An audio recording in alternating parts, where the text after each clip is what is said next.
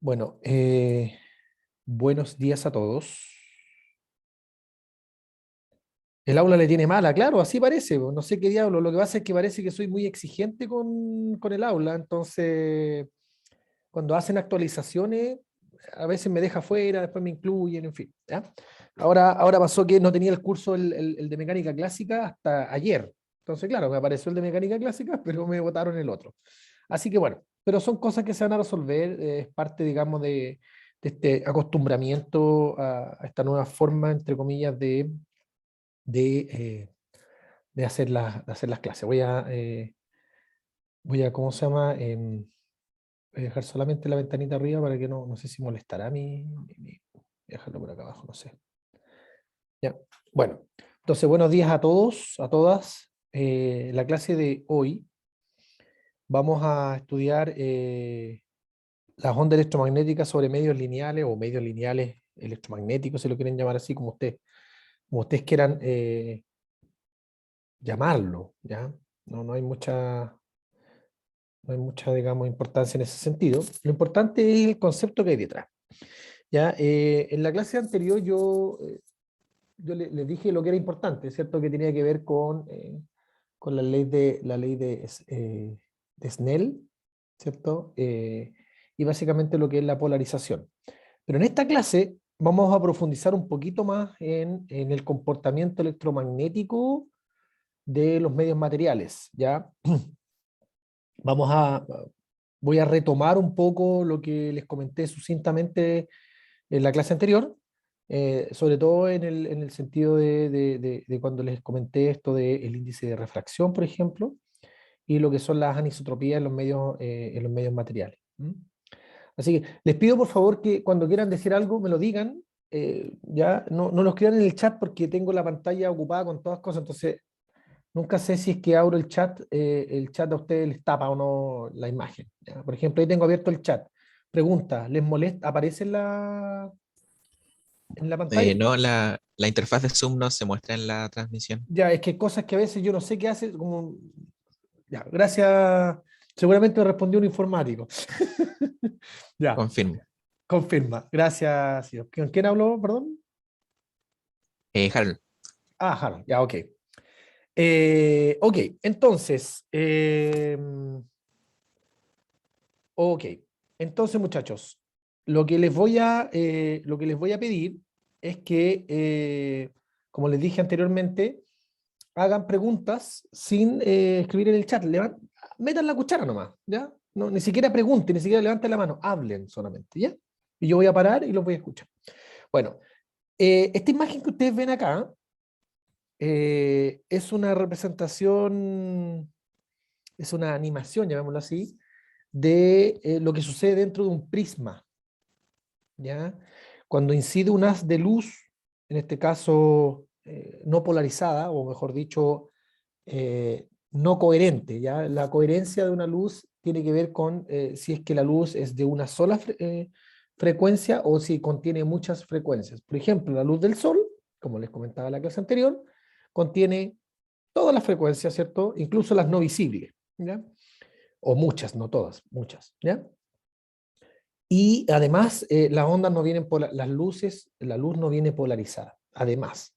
Bueno, entonces cuando un haz, como el haz de una ampolleta, ¿cierto? O de la luz del sol, incide sobre un prisma, ¿ya?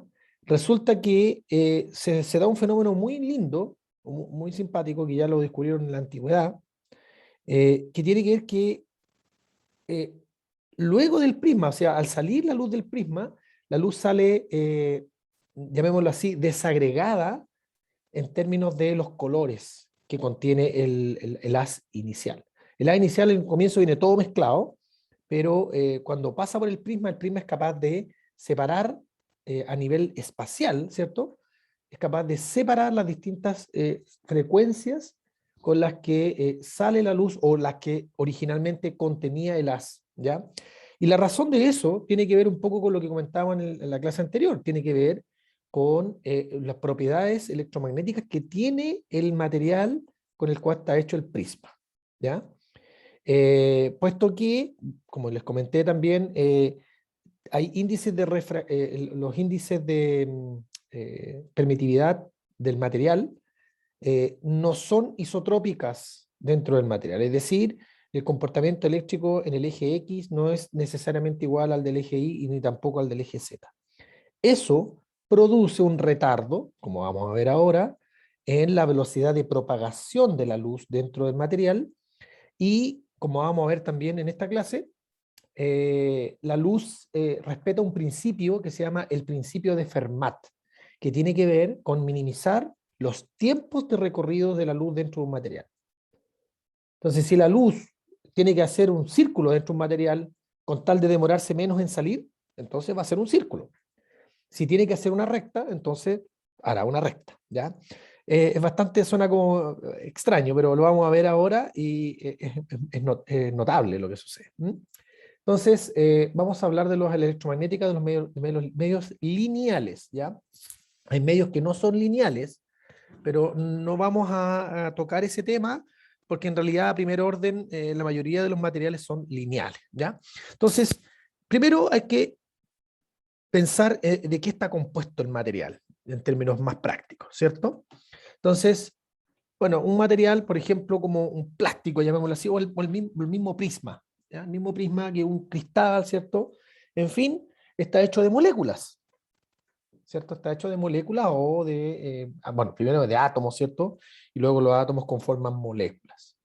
Esas moléculas se arreglan dentro del material de una cierta forma que los hace verse, ¿cierto? Y tener propiedades características de él con respecto a otros cristales. Ustedes toman una piedra, ¿cierto? De estas piedras preciosas, llamémoslo así, y son todas distintas, ¿cierto? El diamante, el zafiro, no sé, bueno, en fin, hay varias otras más, ¿sí?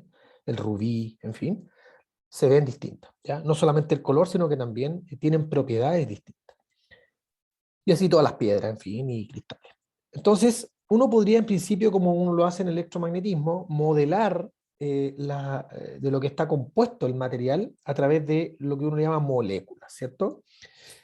Moléculas, y estas moléculas tienen, nosotros sabemos que macroscópicamente los materiales son neutrales, es decir, tienen tantas cargas positivas como cargas negativas, eso es la neutralidad, y porque sabemos que a nivel microscópico, ¿cierto? Y a nivel ni siquiera microscópico no, a nivel, digamos, nanoscópico o sea, antroscópico, o sea, a niveles, digamos, de dial a 9 metros, ¿cierto? Y cosas de ese estilo, ya uno empieza a, bueno, como por ejemplo en el átomo, uno sabe que el átomo, el núcleo tiene está cargado de forma positiva, ¿cierto? Y hay una nube de electrones alrededor que es negativo, así que están separadas en estricto rigor las cargas positivas de las negativas. Basta solamente con hacer un zoom lo suficientemente bueno como para empezar a notar esa diferencia. Pero desde afuera, ¿cierto? Los materiales desde lejos son neutrales, es decir, hay tantas cargas positivas como negativas. Pero entonces uno puede modelar una molécula como un par positivo-negativo, ¿ya? Cuando hay una neutralidad, lo que pasa es que las moléculas están, o los positivos y los negativos que están ligados, ¿cierto? Como sucede en los materiales dieléctricos, están desordenados espacialmente, de tal forma que macroscópicamente no haya ninguna dirección privilegiada en la cual estén orientados las cargas, ¿ya? Pero conforme, y ustedes recordarán, conforme yo aplico un campo eléctrico externo a este par de cargas, que le llamamos dipolos en el caso de electromagnetismo 120, lo que sucede es que estas moléculas se alinean, ¿sí? Las cargas positivas quieren orientarse en la dirección, digamos, en la cual va el campo eléctrico, y las cargas negativas se acomoda en la dirección, digámoslo así, antiparalela, ¿ya? Y eso produce una polarización dentro del material.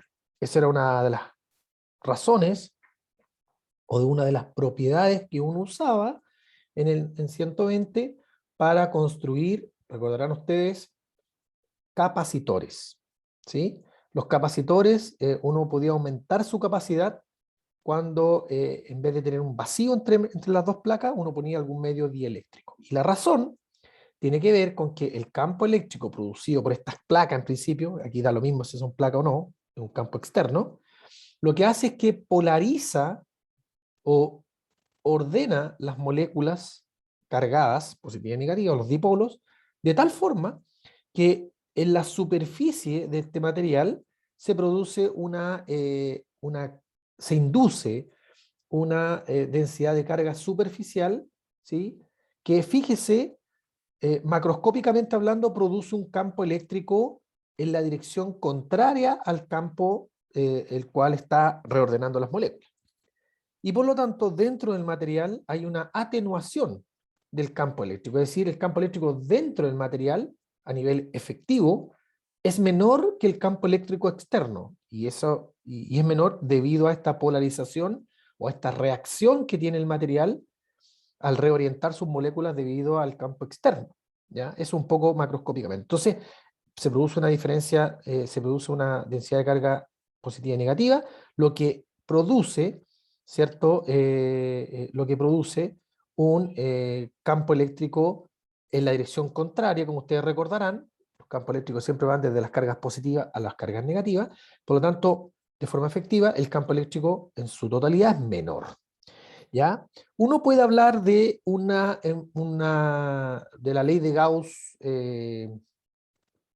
a nivel, digámoslo así, diferencial, en términos de lo que uno le llama la polarización del material. Este es un tema que uno generalmente no profundiza en el curso de electromagnetismo, tampoco lo vamos a profundizar mucho acá, ¿ya? Porque tampoco es un curso de electromagnetismo propiamente tal, pero para los amantes del electromagnetismo ya tendrán algún curso de teoría electromagnética donde esto se ve en profundidad. ¿Ya? En particular los eléctricos, creo yo, y quizás los electrónicos puedan tener cursos de esta naturaleza. Bueno, la cosa es que desde el punto de vista de las leyes de Gauss, o sea, de las ecuaciones de Maxwell, referente a esto, lo que sucede es que uno puede decir que, bueno, hay una densidad de carga de polarización que produce un vector polarización, pero también hay una densidad de carga que no era polarizada, ¿cierto? Que es la que produce un campo eléctrico, ¿ya? La fuente del campo eléctrico, llamémoslo así. Entonces uno siempre puede separar esta ecuación o este ρ como el ρ de polarización, es decir, el que se induce producto de la existencia de un campo externo y la densidad causante del campo externo. ¿Ya? ¿Ok? Entonces, básicamente lo que uno hace es que separa esto y le echa la culpa a la polarización a un vector polarización, básicamente, que es el vector ahí en rojo. ¿Ya? Pero ¿por qué lo traigo a colación? ¿Por qué lo traigo a colación? Porque al final del día, lo que sucede, y por eso que dentro del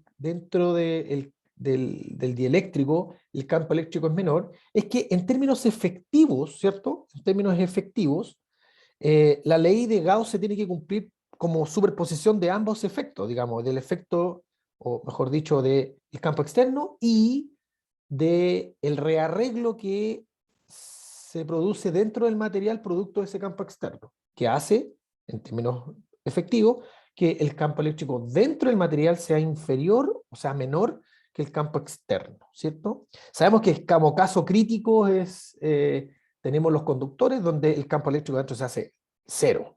¿Por qué? Porque las cargas están libres en un conductor y entonces las cargas se pueden siempre reacomodar a tal forma de que cancelan el campo eléctrico. ¿Mm?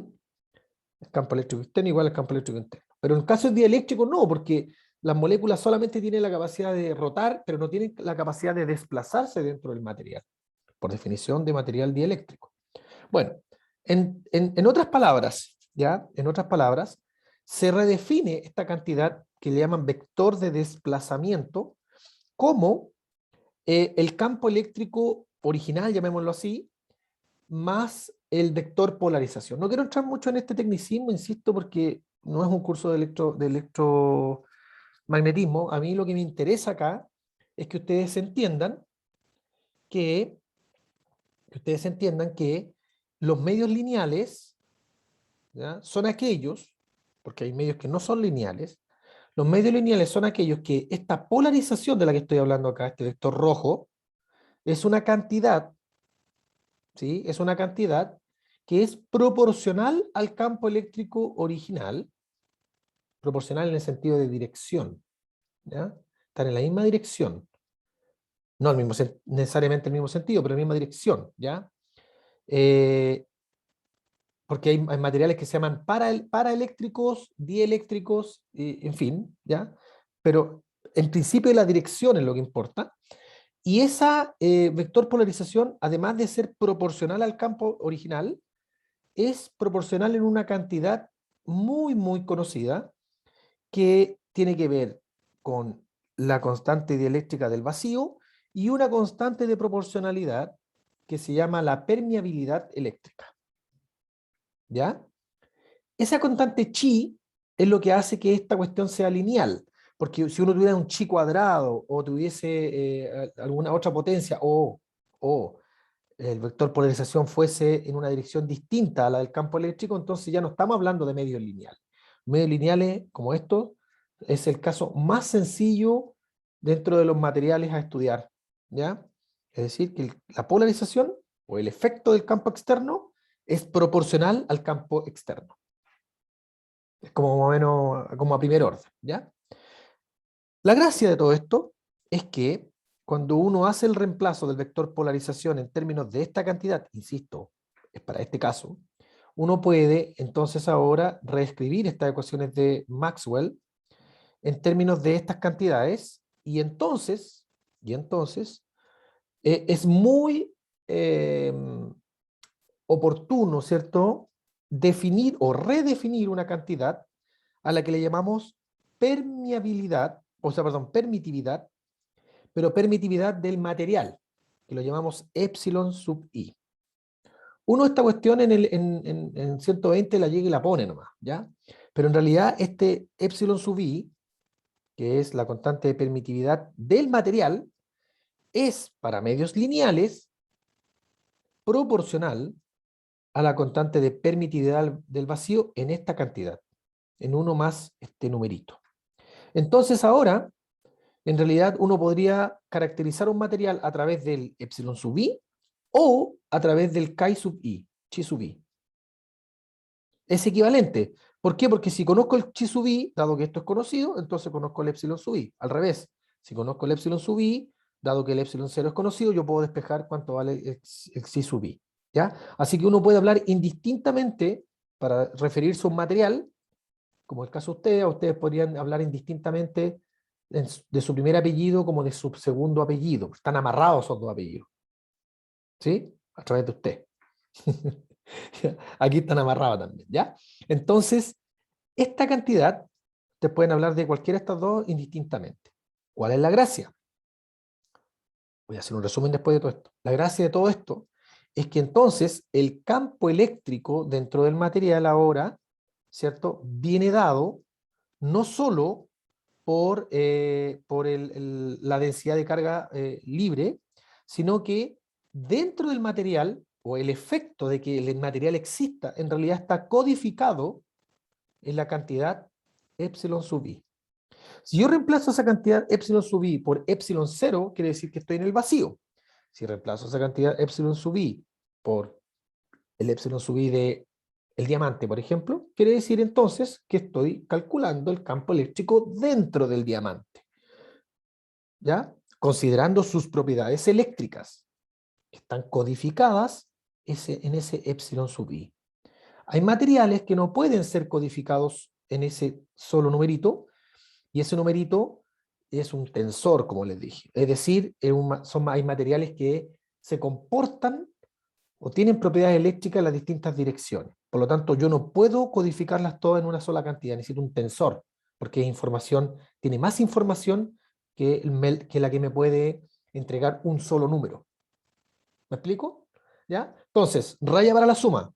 Medios lineales son aquellos que su polarización son proporcionales al campo eléctrico en una cantidad bien conocida. ¿Sí? Eso implica que esa cantidad bien conocida, en cierta forma, es en la cual yo puedo codificar toda la información eléctrica del material en particular. ¿Ya? Estos medios lineales generales. Lamentablemente, la vida no es lineal en todos sus aspectos, pero este primer approach es el que nos permite a nosotros poder introducir estos conceptos y poder estudiar a primer orden qué es lo que le está pasando a las ondas electromagnéticas, porque recuerden que las ondas electromagnéticas son campos eléctricos que inciden sobre el material. Es decir, todo lo que yo dije anteriormente, un campo externo, perfectamente puede ser una onda, ese campo externo. De hecho, siempre es una onda en estricto rigor, ¿ya? Bueno, vamos a hacer un paralelo, hablé solamente del campo eléctrico, el mismo análisis se puede hacer pensando en el campo magnético, así como hay materiales que tienen anisotropías eléctricas, hay materiales que también tienen anisotropías magnéticas, y hay materiales que tienen ambas, y hay materiales que no tienen ninguna. Los materiales más sencillos son aquellos que, digamos, tienen menos anisotropías, porque eso significa que necesito menos numeritos para poder caracterizar su comportamiento. En mecánica clásica, cuando uno habla de una carga puntual de un punto, ¿cierto? Un punto con masa, es mucho más sencillo el tratamiento que si yo hablo de un anillo con masa. Porque el anillo tiene una distribución espacial, entonces tengo que considerar otras variables. No puedo pensar en un punto. Y ahora es importante el cómo está ordenado en el espacio. Bueno, entonces, a primer orden, voy aquí a hacer un paralelo entre campo eléctrico y campo magnético y estas propiedades. Entonces, campos eléctricos sobre la materia producen polarizaciones dentro de la materia, en principio. Podrían no producir, pero producen en general. ¿Ya? También campos magnéticos también producen magnetizaciones dentro de los materiales que tienen propiedades magnéticas. ¿Ya? Por ejemplo, el fierro, un clavo de fierro, ¿cierto? Si ustedes le ponen un imán, ustedes se preguntarán, bueno, ¿y por qué el imán se pega con el fierro si el fierro no es un imán? Bueno, porque el imán se polariza, o sea, perdón, el clavo se polariza, y se polariza producto del campo magnético externo. Y en esa polarización, lo que estamos haciendo es reordenando las moléculas magnéticamente hablando, lo que hace que finalmente, producto del campo externo, el clavito se vuelva un imán. Y entonces un imán con otro imán se atrae, ¿sí? En este caso, porque ese arreglo se produce para que se atraiga.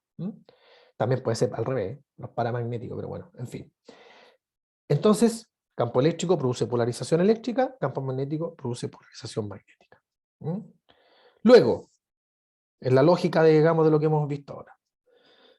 Su fuente, la fuente del campo eléctrico, es la densidad de carga de polarización. ¿Sí? O sea, la fuente de la polarización, a eso voy, ¿ya? Es el ρ-pol.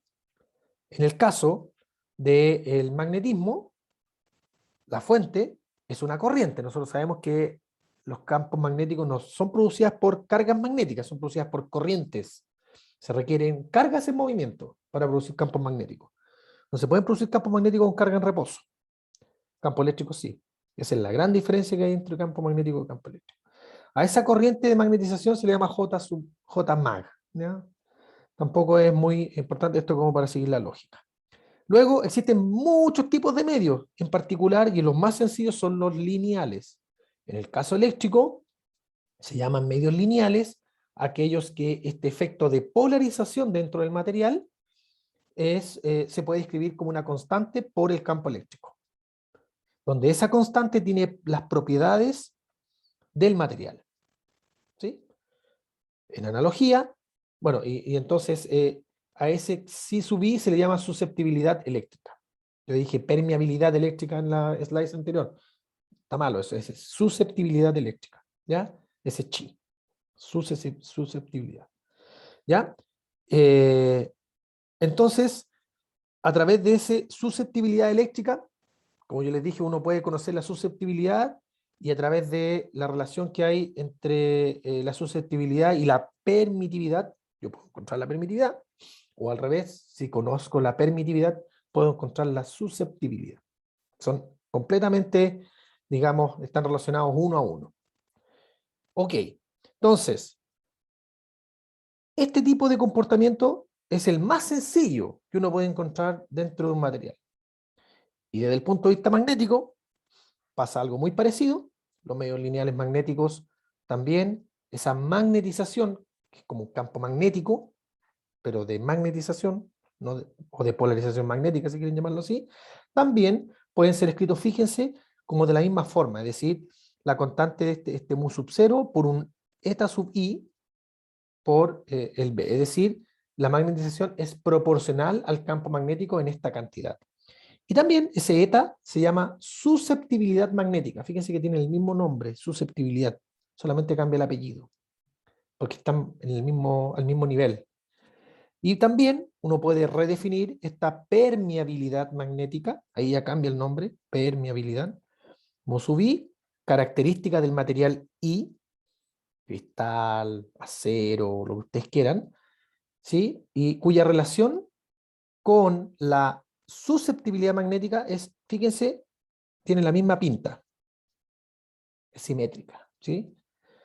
Ok, dicho todo lo anterior, dicho todo esto, lo importante es que las ecuaciones de Maxwell en el vacío, escritas ahora, o sea, las ecuaciones de Maxwell, digamos, sin fuente, no en el vacío, sin fuente, ¿ya? Pueden ser escritas ahora dentro del material, considerando las propiedades del material a través de la cantidad mu sub i y epsilon sub i. Solamente válida, estas ecuaciones son válidas solamente para medios lineales, es decir, para medios en los cuales la polarización eléctrica tiene este aspecto y la polarización magnética tiene este aspecto. ¿Ya? Por lo general, y por simplicidad, en este curso vamos a notar que solamente nos vamos a centrar en los medios lineales eléctricos, ¿ya? Porque no, como les dije, no necesariamente, un material que tiene propiedades eléctricas tiene propiedades magnéticas. El aluminio, ¿cierto? Si ustedes toman el aluminio, ustedes pueden hacer pasar corriente por el aluminio, se pueden electrocutar. Pero si ustedes le ponen un imán, se dan cuenta que el aluminio no se pega con el imán. Es decir, el aluminio tiene una propiedad eléctrica, pero no tiene una propiedad magnética, ¿ya? Entonces vamos a hablar de propiedades eléctricas particularmente. Pero aquí lo que yo quiero que ustedes se queden de esta slice es que las ecuaciones de Maxwell ahora, que ustedes van a tener que usar, son aquellas ecuaciones en las cuales aparece mu sub i, epsilon sub i. ¿Sí? No el cero, sino que ahora el sub i. ¿Sí? Entonces, la gracia es que las ecuaciones de Maxwell preservan su forma que llaman covariante. ¿Qué pasaría si uno habla de un material que es anisotrópico, es decir, que tiene un epsilon en una dirección, un epsilon en otra dirección y en otra dirección? Entonces ahora, esta ecuación ahora hay que resolverlas como a nivel tensorial, ¿ya? Porque estos bichos de aquí ya son matrices, tensores en realidad, no matrices. ¿Mm? Tensores. Ok. Bueno, entonces si uno repite el procedimiento de la segunda clase, de donde uno deriva o deduce las ecuaciones de onda para el electromagnetismo, es decir, si uno aplica exactamente el mismo procedimiento, pero ahora a estas ecuaciones de Maxwell, donde les cambié el 0 por un i, en realidad no hay mucho que hacer ahí, las ecuaciones de Maxwell, las ecuaciones de onda van a quedar muy parecidas, de hecho, idénticas, solamente que en vez de aparecer un 0, aparece un i. ¿Mm? Entonces, ustedes se preguntarán, bueno, entonces, ¿cuál es la gracia? Bueno, la gracia es lo que les decía anteriormente, que a partir de estas ecuaciones de onda, uno puede inferir cuál es la velocidad con la que se propaga la onda. Y sabemos que la velocidad en una ecuación de onda se escribe como 1 partido por v cuadrado, es lo que va aquí al frente de la derivada cuadrática del tiempo, ¿cierto? 1 partido por v cuadrado. En consecuencia, yo puedo identificar de aquí claramente que el 1 partido por v cuadrado aquí es mu i epsilon i. Entonces, el v cuadrado es 1 partido por mu i epsilon i. Antes era 0, pero ahora es i. ¿Qué quiere decir eso? que si ahora yo lo quiero escribir como en notación que tenía anteriormente, es decir, velocidad de la luz. Entonces sabemos que en el vacío, cuando eso era 0, la velocidad que me aparecía aquí era la velocidad de la luz. Eso lo dedujo y lo midió, lo dedujo Maxwell y después lo demostró experimentalmente Henry Hertz. Ya estaba muerto Maxwell, así que Maxwell nunca se enteró, digamos, de que su hipótesis había sido probada experimentalmente. ¿Mm? Pero él tenía certeza de que era así. Pero bueno, entonces si uno escribe este mu sub i y este epsilon sub i usando las relaciones que dijimos en la slide anterior, ¿cierto? Uno lo va a poder escribir entonces en términos de mu 0 y epsilon 0 y en términos de la susceptibilidad magnética y eléctrica respectivamente.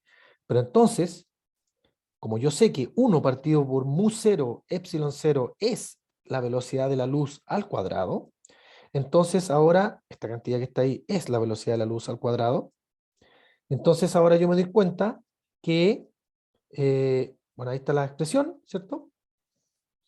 Entonces, yo ahora voy a poder escribir esa nueva velocidad de propagación dentro del material como, como una cantidad proporcional, o inversamente proporcional en este caso, a la velocidad o sea, es proporcional a la luz en una cantidad que es menor a 1.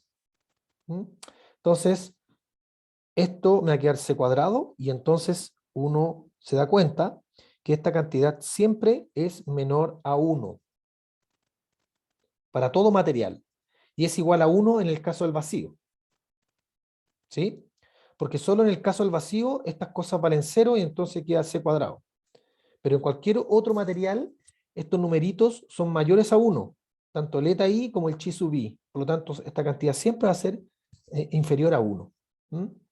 Así que lo que uno hace, para no andar acarreando todos estos cachureos, es que define una cantidad que le llama índice de refracción, n, como n cuadrado, ¿cierto? Lo defino como esta cantidad que tengo en el denominador. 1 más chi sub i, 1 más xi sub i. ¿Mm? A esa cantidad le llamo índice de refracción. Cuando el índice de refracción es igual a 1, quiere decir que estoy en un medio, digamos, básicamente inocuo. O sea, es un medio que eléctricamente hablando es inocuo. No tiene propiedad eléctrica. O, mejor dicho, es el vacío. Y cualquier otro número con índice de refracción mayores a 1, quiere decir que estoy dentro de un medio material propiamente tal. ¿Mm? Les quiero contar que hay índice de refracción complejo. ¿Ya? Por eso, como va a echar a perder todo. No voy a tratar de ese tema, ¿ya? Pero existe eso, ¿ya?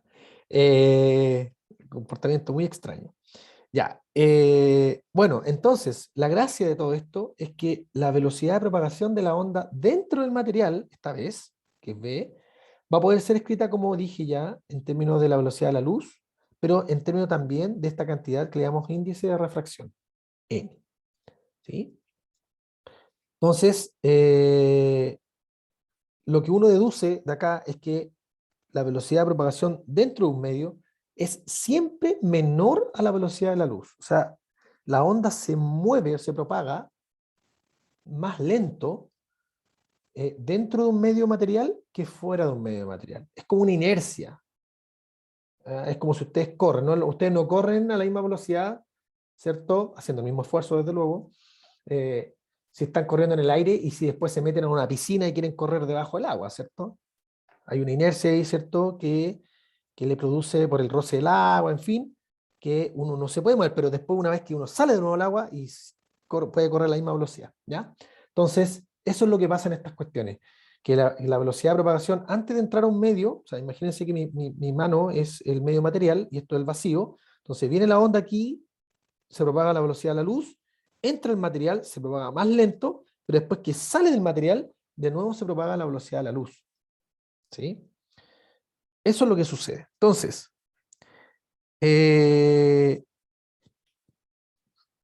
si nosotros queremos escribir las cantidades en términos del n, ¿cierto? Uno tiene que escribir, entonces, reemplazar nuestra antigua C, que ahora es B, por C partido por N. ¿M? O sea, B igual C partido por N. Ahí está, quizás está poco claro lo que digo ahí, pero en realidad lo que quiero decir es que en las ecuaciones anteriores, todo lo que hemos hecho hasta la fecha es cambiar C por C partido por N, cuando estemos hablando de medios materiales. ¿M? Bueno, veamos algunas cositas de que, y esto es muy, esto es chorísimo, en mi opinión, que es el principio de Fermat. ¿Ya?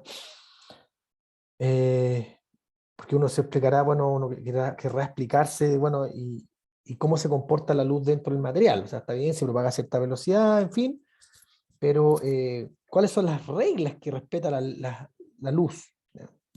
Entonces, el señor Fermat en 1650, Pierre de Fermat, matemático francés, en ese tiempo eran filósofos los tipos, ¿cierto? Eran filósofos, matemáticos, físicos, eran de todo. Eh, Él dice o enuncia literalmente que el camino entre dos puntos dados que recorre un rayo, le llamaba rayo de luz, es tal que para ese camino el tiempo que tarda la luz en recorrerlo es mínimo. ¿Ya? El tiempo es mínimo. Eso es lo que decía el señor Fermat. ¿Ya? El camino es aquel que tiene que ser tal que el tiempo en recorrer del punto A al punto B sea mínimo. Este problema, todo esto, acarreó otros problemas, como el problema de la braquistócrona. No sé si ustedes han escuchado hablar del problema de la braquistócrona que resolvió Euler. El problema de la braquistócrona es un problema muy práctico que los esquiadores lo saben perfectamente, que tiene que ver con cuál es el camino que debe recorrer, ¿cierto? ¿Cuál es el camino que si yo tengo un punto A y un punto B, un objeto masivo, ¿cierto? Sujeto a gravedad, ¿cierto? Quiero hacer una especie de rampla, llamémoslo así, ¿ya? Que conecte el punto A, mi mano acá, con el punto B, mi mano acá. Ahí. Quiero poner aquí una curva, ¿ya? Entonces la pregunta es, ¿cuál es la rampla que me garantiza que el tiempo que se demora una masita, una bolita, cuando la pongo en el punto A, ¿cierto? Es mínimo o minimiza el tiempo de recorrido al llegar al punto B, sujeto a gravedad. Entonces uno, así como de forma inocente, dice una recta. Y no, no es una recta, es una curva que se parece mucho a, de hecho, es una cicloide. ¿Ya? Es una cicloide invertida. Ese problema lo resolvió Euler, y un problema que se conoce en el mundo de la física y de la matemática como problemas de cálculo variacional. ¿Ya? Que ustedes como futuro ingeniero deben saberlo, chiquillos. Por último, por cultura general. Bueno, la cosa es que en ese tiempo todavía no se desarrollaba el cálculo variacional, propiamente tal, eso lo desarrolló Leibniz, o sea, partió con cálculo diferencial integral de Leibniz, pero este señor ya Fermat tenía esta noción de que lo que debía suceder es que uno tiene que optimizar en el tiempo. En el año 2020, el principio de Fermat se enuncia de esta forma, con el lenguaje y con el conocimiento y la matemática y la física que se conoce actualmente. El mismo principio, que para mí es mucho más intuitivo lo de arriba, porque está escrito en un lenguaje más coloquial, llamémoslo así. Lo de abajo está escrito en un lenguaje técnico. Dice, el camino óptico, fíjense, ya no habla de rayo de luz, sino que habla de camino óptico. El camino óptico recorrido por la luz para ir de un punto a otro es tal que el camino óptico recorrido es estacionario, se conoce en lenguaje matemático, respecto a las variaciones de los caminos posibles. Entonces se dan cuenta que una definición bastante más rococó, como digo yo, es mucho más rococó, ¿cierto? Requiere como más decorada, ¿cierto? Más decorada. Bueno, pero ¿qué es lo que está diciendo? Eso es que lo que le está diciendo es que si yo planteo infinitos caminos, distintos caminos posibles para llegar del punto A al punto B, ¿sí? Lo que me está diciendo el último principio es que si yo produzco una variación, imagínense, me quedo con el camino, la línea recta, por ejemplo, me quedo con esa línea recta, ¿ya? Me quedo con la línea recta y yo muevo levemente la línea recta con respecto, o sea, muevo el camino un poquito, lo perturbo, y luego veo si es que la diferencia de tiempo es menor o mayor. Si encuentro que no importa la variación que haga en torno a esa línea, siempre los tiempos van a ser mayores, entonces quiere decir que estoy en un mínimo. ¿Ya? Es un poco estacionario en realidad. Ya. Esto yo sé que ustedes lo entienden conceptualmente, pero lo vamos a formalizar de una manera muy sencilla. O sea, les voy a demostrar algo trivial para ustedes, pero que no es trivial, ¿ya? Que tiene que ver con que lo que uno hace aquí es que considera un pedacito de elemento de línea de estos caminos, da lo mismo cuál, al cual llamo ds, y luego escribo que para moverme ese ds necesito, digamos, obviamente un desplazamiento, un tiempo, tiene que transcurrir el tiempo, pero para moverme necesito moverme a una cierta velocidad. Entonces, sabemos que ese desplazamiento yo lo voy a cubrir en un cierto dt, moviendo a una velocidad v. Esa velocidad v, ¿ok? Entonces, pero yo sé que una onda electromagnética dentro de un medio se mueve de la forma c partido por n. ¿Qué quiere decir eso? Que la velocidad al menos en ese intervalo de tiempo de t, va a ser c partido por n, donde n es un número mayor a 1. Si el material es extremadamente, tiene un índice de refracción muy alto, quiere decir que la velocidad de propagación de la onda electromagnética dentro de ese material va a ser muy lenta, comparada con la de la luz. ¿Ya? Ok, pero entonces reemplazamos el v ahí por c partido por n. Entonces, y entonces tiro para el otro lado las cosas. Entonces, finalmente, lo que hago es que obtengo que el tiempo que tarda en moverse un intervalo de S va a ser n partido por C. ¿Sí?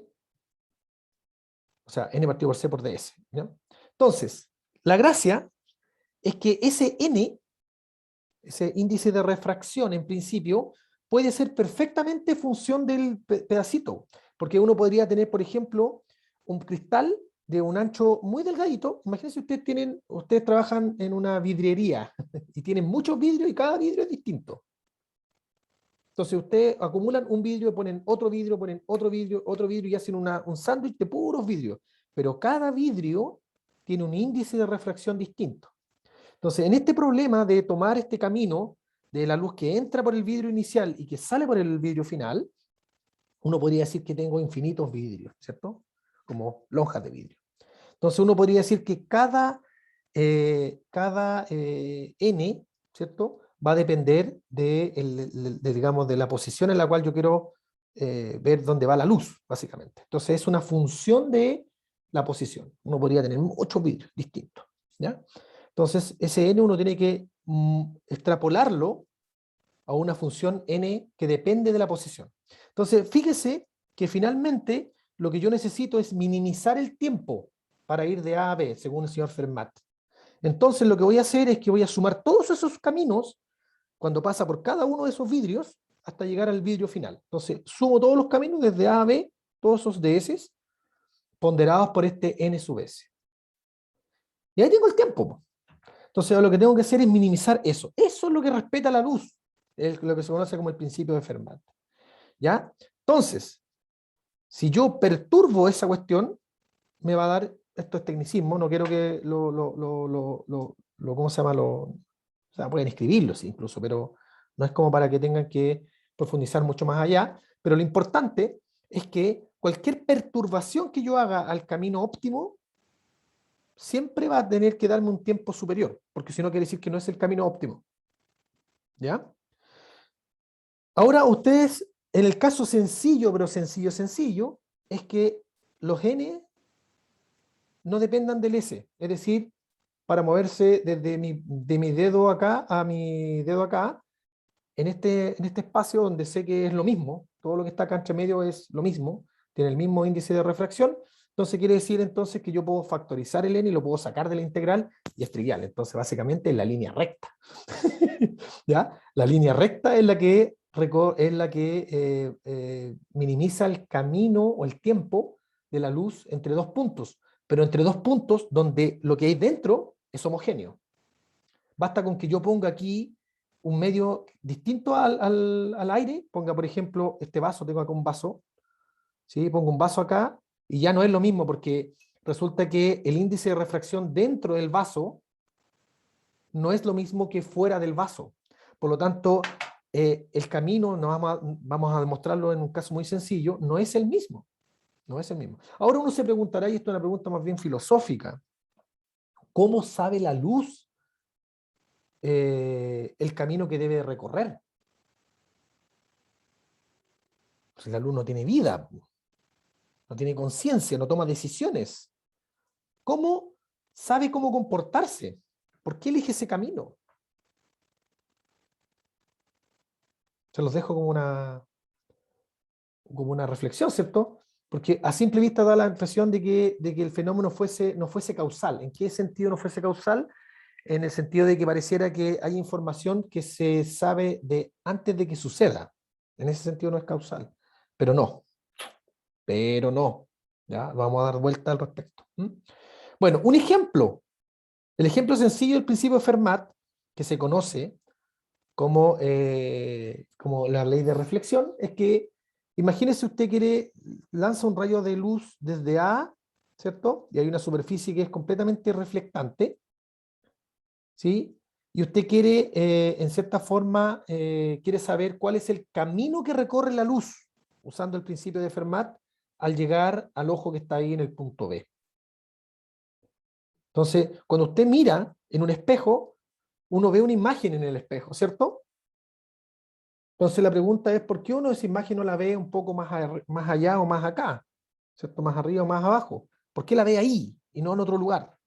Bueno, la ve ahí y no en otro lugar porque el tiempo que tardó la luz para llegar a su ojo desde el punto en que fue emitida, ¿cierto? Tuvo que seguir ese camino para poder minimizar el tiempo. La luz tuvo que seguir este camino en azul para poder minimizar el tiempo. Y de hecho ustedes lo pueden demostrar, miren. Entonces, si ustedes lanzan un rayo de luz a otro punto, P, y luego que llegue a B, porque uno podría perfectamente decir, bueno, ¿y por qué la cuestión no se forma la imagen un poquito más abajo, un poquito más arriba? Bueno, si ustedes consideran, toman el principio de Fermat y hacen el cálculo de cuánto es el tiempo que tarda la luz para llegar al punto B usando el punto P2 como punto de reflexión, se van a dar cuenta que el punto P2 tarda más tiempo que el punto P1. Y si elijo otro punto más hacia la izquierda, también se va a demorar más. ¿Cómo lo hago? Algo bastante sencillo. No es nada complicado, chiquillos. ¿Ya? Vamos a usar un poquito de geometría para poder encontrar los caminos sin tener que hacer trigonometría tan compleja. Entonces, lo primero que vamos a hacer es vamos a dibujar el punto A simétricamente con respecto a la superficie reflectante. ¿Ya? De tal forma que lo que vamos a hacer es vamos a reflejar esa línea como la línea punteada. ¿Sí? Como la línea punteada. Entonces, es decir, el largo de esta línea punteada del punto A al punto P1 es igual a la línea punteada que ustedes ven ahí. ¿Cierto? Por construcción es igual. Luego, hago exactamente lo mismo con la línea roja. Hago exactamente con la línea roja. Y ustedes me van a decir al tiro, profe, tiene toda la razón. No hay que calcular nada. ¿Por qué? Por desigualdad triangular, pues chiquillos. Porque siempre la suma de los... o sea, siempre dos lados de un triángulo van a ser más largos que un lado. ¿Cierto? Siempre dos lados de un triángulo va a ser mayor que el largo de uno de sus lados. Así que se da cuenta uno que en realidad el camino azul es el camino óptimo. Ahora, ¿cómo uno lo hace a nivel calculístico, como digo yo? ¿Ya? Esto desde el punto de vista geométrico. A nivel calculístico, bueno, hay otra cosa que uno determina acá, es que el ángulo de incidencia, θ sub i, es igual al ángulo de reflexión, extendiendo esta línea punteada en negro con una línea perpendicular a la superficie en la cual es reflejada la luz. ¿Ya? Eso es una propiedad que uno puede deducir acá. ¿Ya?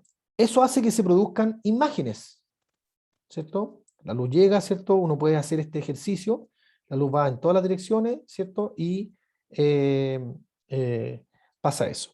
Ahora, cuando la superficie no es lisa, no es como un espejo, sino que es rugosa, lo que sucede es que la luz viene, por ejemplo, acá de la izquierda y se refleja en todas las direcciones. Es un poco lo que tienen las señaléticas, ¿ya? Las señaléticas tienen este principio de rugosidad. Bueno, lo mismo sucede también con las antenas. Estas antenas parabólicas que ustedes ven acá, por ejemplo, este es el observatorio ALMA, ahí en el norte, Chocnandor, cuando llegan los haces digamos, las ondas electromagnéticas desde el fondo cósmico y se reflejan, algunas vienen de cualquier lado, ¿cierto? Reflejan acá, ¿sí? Aparecen rayos para todos lados, en principio, ¿ya? Pero vamos a ver más adelante que para que una onda se dé cuenta de la rugosidad de esta cuestión, en realidad la longitud de onda, o la frecuencia, ¿cierto? La longitud de onda en este caso, tiene que ser del orden del tamaño de la rugosidad, ¿ya? Entonces estos caballeros se dieron cuenta de que con este método de rugosidad filtraban todas las longitudes de onda que no les importaba y solamente se concentraban aquí, además de la geometría propiamente tal parabólica, ¿cierto? De estas antenas, que se concentraban todas aquí en el asunto. No vamos a entrar en detalle hoy en eso. Aquí hay una simulación, si ustedes quieren verla, por favor, sáquenle una fotografía a esto y vayan a un jueguito que yo hice ahí en GeoGebra para que ustedes muevan ahí las variables, ¿cierto? Y se encuentren con este tipo de cosas, ¿ya? Las imágenes. Bueno,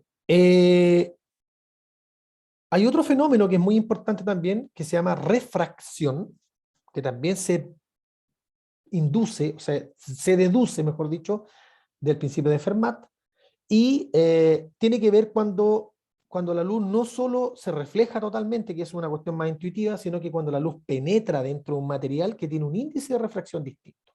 Si ustedes quieren hacer una analogía, y ustedes han cortado alguna vez el pasto, ¿cierto? Cuando uno va con estas máquinas manuales de cortar pasto y va por una superficie que es lisa, uno va caminando tranquilamente, pero conforme uno se mete al césped, se da cuenta que la maquinita gira.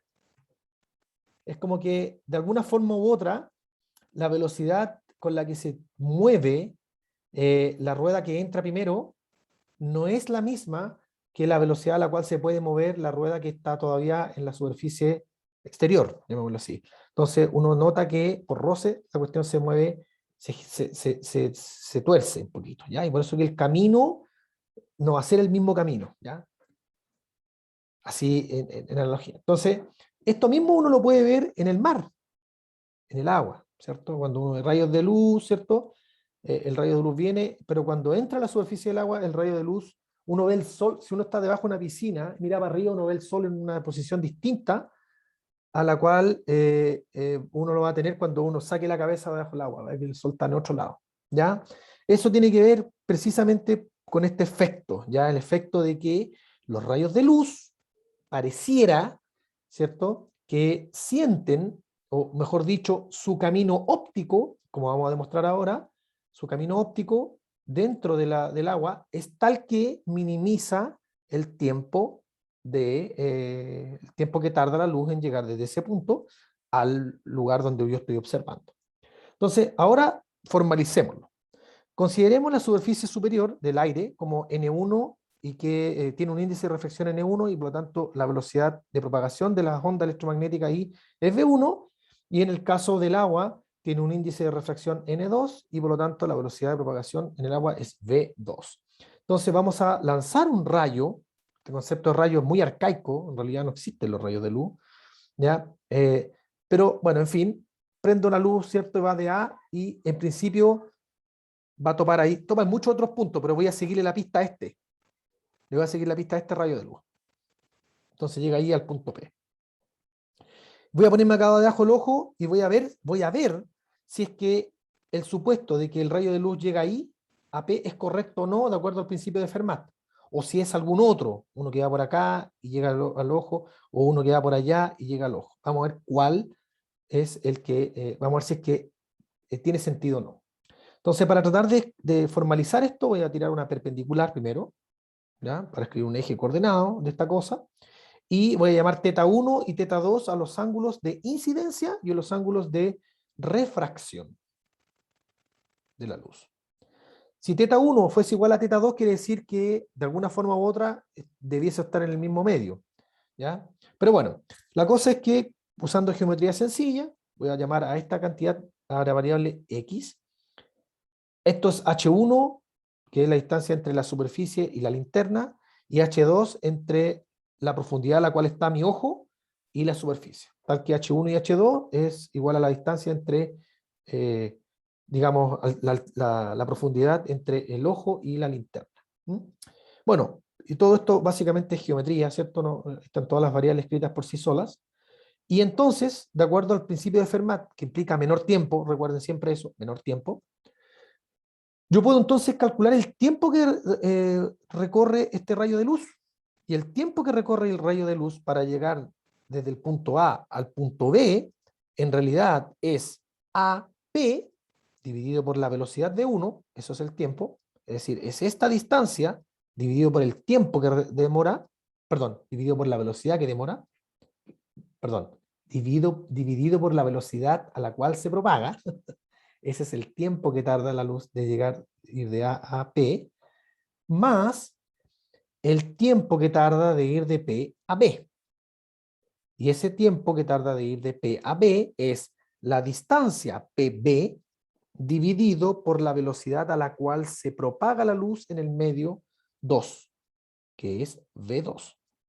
Luego escribo estas dos cantidades, V1 y V2, en términos del índice de refracción si quiero, o también si quiero lo dejo tal como ahí, las dejo quietitas, pero ahora escribo el AP y el PB, estas cantidades, en términos de estas otras variables, que son fijas. H1 y H2 son cantidades fijas, y X0 también es una cantidad fija. ¿Sí? Esas cantidades existen antes de siquiera suponer dónde va a reflejarse la luz. ¿Ya? Entonces, escribiendo el AP y el PB por trigonometría elemental, como esto al cuadrado es igual a H1 por X al cuadrado, raíz de, y lo otro es un triángulo más grandecito, es básicamente es este pedacito de aquí, es decir, es X0 menos eso, es este pedacito de aquí, ¿sí? Al cuadrado, más H2 al cuadrado es igual a la hipotenusa al cuadrado, la hipotenusa PP. Así que ahí la tengo. ¿Sí? Hagan esto ustedes en casa, repásenlo, háganlo de nuevo, en fin. Lo importante aquí es que voy a tomar esto, ¿cierto? Y fíjense que aquí pongo dt a dx. ¿Por qué pongo dt a dx? ¿Qué estoy haciendo básicamente aquí? Lo que estoy haciendo es que fíjense que tengo em,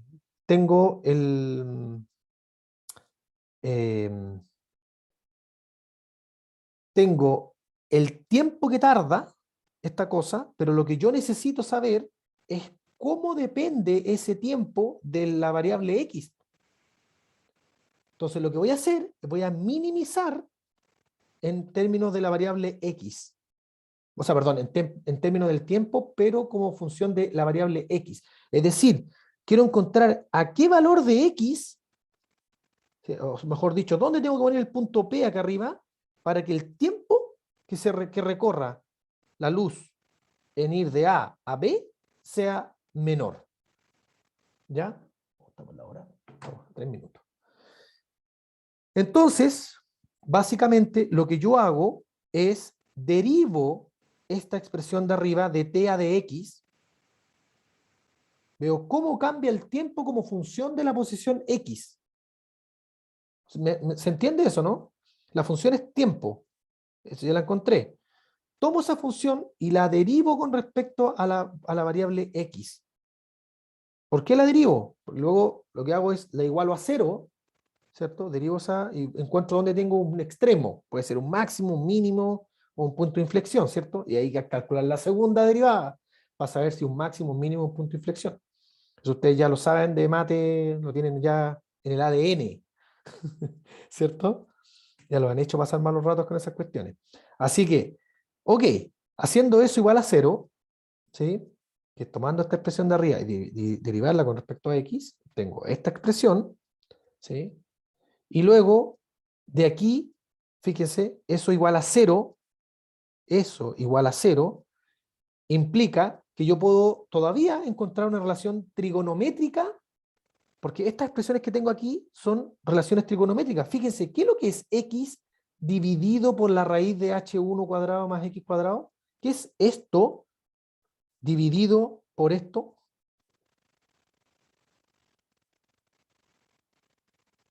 ¿Cómo se llama eso?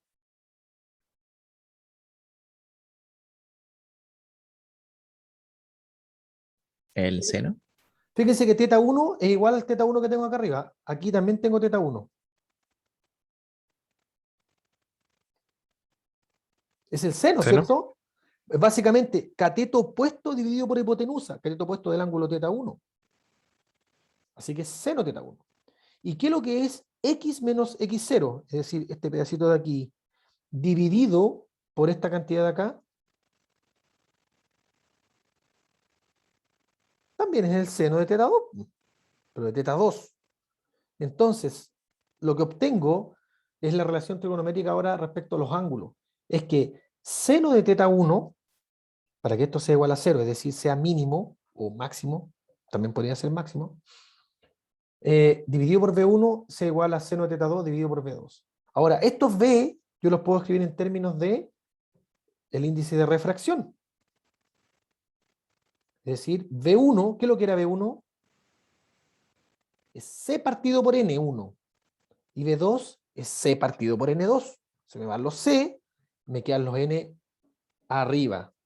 ¿Cierto? Entonces me queda N1 por seno de teta 1 va a ser igual a N2 por seno de teta N2. Esto se conoce como la ley de Snell. Se conoce como la ley de Snell.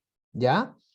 La ley de Snell lo que me dice es cómo se relacionan los ángulos de incidencia teta 1 y los ángulos de refracción teta 2 en función de las variables N1 y N2, que son los índices de refracción. ¿Ya? Van a tener tiempo para mirar esto. Hay un concepto que lo veo en un minuto. Se me fue. Que es la reflexión total interna. Lo vamos a revisar en la próxima clase, así que igual se lo voy a contar ahora.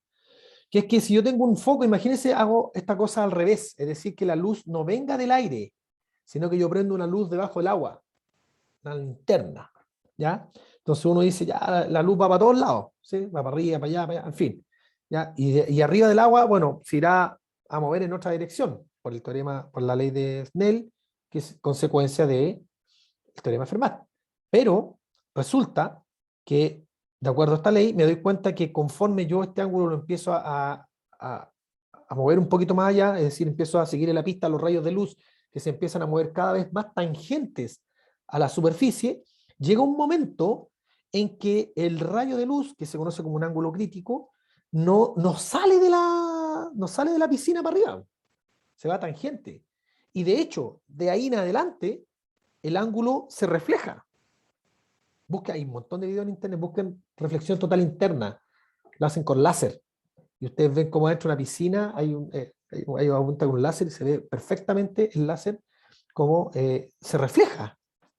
De hecho, uno puede verlo porque cuando uno está debajo, no sé si han tenido la oportunidad, en el mar y en la piscina, uno se pone debajo y uno mira a cierto ángulo y uno ve como si fuese un espejo, como si la piscina por arriba fuera un espejo. Y puede ver reflejado todo lo que pasa debajo de la piscina en la superficie. ¿Ya? Ese ángulo total, reflexión total interna, se da cuando el ángulo de salida del asunto, el ángulo de salida es igual a pi medio. ¿Ya? Cuando el ángulo de salida es igual a pi medio, es igual a pi medio, porque eso quiere decir que es justo cuando la cuestión es paralela a la superficie, y eso existe sí, solo sí, el ángulo teta 2, de acuerdo a esta ley, es igual a, o le llamamos el teta crítico, por lo tanto, el teta crítico, si reemplazamos estas cantidades en esta ecuación, nos da que el seno de teta crítico es igual a N1, N2. Ojo con el 1 y el 2. Ojo con esa cosa, porque generalmente se produce un error, porque ustedes graban la ley así, así tal como está ahí, pero aquí lo que importa es cuál es el ángulo que ustedes consideran como ángulo de refracción y cuál es el ángulo de incidencia. Ojo con eso. Porque, ojo, mire, fíjese que aquí el teta 1 no es el ángulo de incidencia, es el ángulo de refracción. Es el ángulo con el cual sale la luz por arriba, pero como no sale, es pi medio. ¿Ya? Solamente eso lo vamos a ver porque... Entonces, esto va a ser siempre menor a 1, fíjense. Va a ser por definición de seno.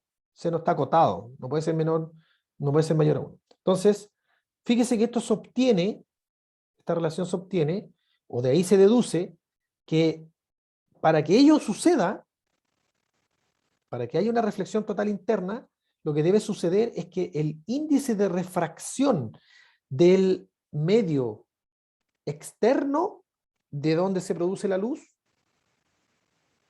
tiene que ser menor que el índice de refracción de donde se produce la luz. Aquí se produjo en N2 y el rayo de luz quiere atravesar hacia N1. Pero solamente va a suceder eso cuando el índice de refracción de lo que está allá es menor. Es decir, si yo, esto no es simétrico, si yo produzco una luz acá arriba, en el aire, más que arriba o abajo, en el aire, ¿ya? Es decir, el N1 es menor que el N2, pero produzco acá arriba la cuestión, no voy a tener reflexión total interna. Porque el índice de refracción desde del lugar de donde se produce la luz es menor que el índice de refracción hacia donde quiere atravesar la luz. Y tiene que pasar al revés. Donde se produce la luz tiene que tener un índice de refracción mayor que hacia dónde va a viajar la luz. Por eso que recuerden siempre la piscina. Agua, aire. ¿El agua tiene mayor índice de refracción que el aire? Sí. Guárdense eso como mnemotecnia para acordarse de esta cuestión, porque aquí les cambian los nombres a las cuestiones y las personas se equivocan. Ya ha pasado. O sea, ya ha pasado. Entonces ahí uno puede calcular el ángulo crítico y todo eso, y la próxima clase les explico esto. Chicos, se me pasó la cosa, pero bueno, estamos hablando.